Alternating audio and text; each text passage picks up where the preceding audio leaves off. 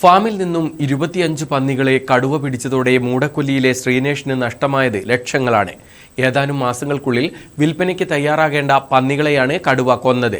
നഷ്ടപരിഹാരത്തിനായി അപേക്ഷ നൽകിയിരിക്കുകയാണ് ഇദ്ദേഹം. ജനുവരി 6-നാണ് മൂടക്കൊല്ലിയിലെ ശ്രീനേഷിന്റെ പന്നി ഫാമിൽ കടുവ കയറിയത്. 20 പന്നികളെ ഒറ്റ ദിവസം കൊണ്ട് നഷ്ടമായി. രണ്ടാമത്തെ വരവിൽ 5 പന്നികളെയും കടുവ കൊന്നു. തുടർച്ചയായ ആക്രമണത്തിൽ ഫാമുടമയ്ക്കുണ്ടായത് ലക്ഷങ്ങളുടെ നഷ്ടമാണ്. ഇതിനു പുറമെ ഫാമിന്റെ സുരക്ഷയ്ക്കായി ചുറ്റിലും ഇരുമ്പ് വലകൾ തീർത്തതോടെ 60,000 രൂപയും ചിലവായി. അപ്രതീക്ഷിതമായി ഉണ്ടായ നഷ്ടത്തിൽ പകച്ചു നിൽക്കുകയാണ് ശ്രീനേഷ്.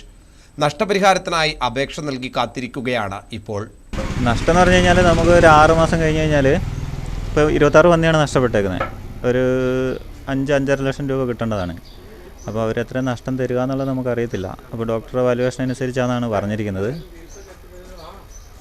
അപ്പോൾ നഷ്ടത്തിനുള്ള ആപ്ലിക്കേഷൻസ് ഇപ്പോൾ നമ്മൾ 17 പന്നീൻ്റെ ഇപ്പോൾ കൊടുത്തിട്ടുണ്ട്. ബാക്കി വേറെ ഡോക്ടറെ അടുത്തുനിന്നാണ്, 2 കാൻസർ ഡോക്ടറെ അടുത്തുനിന്നും ബത്തേരി ഡോക്ടറെ അടുത്തുനിന്നാണ് കിട്ടേണ്ടത്. അതോടെ കിട്ടിക്കഴിഞ്ഞാൽ അതോടെ നമ്മൾ സബ്മിറ്റ് ചെയ്യും.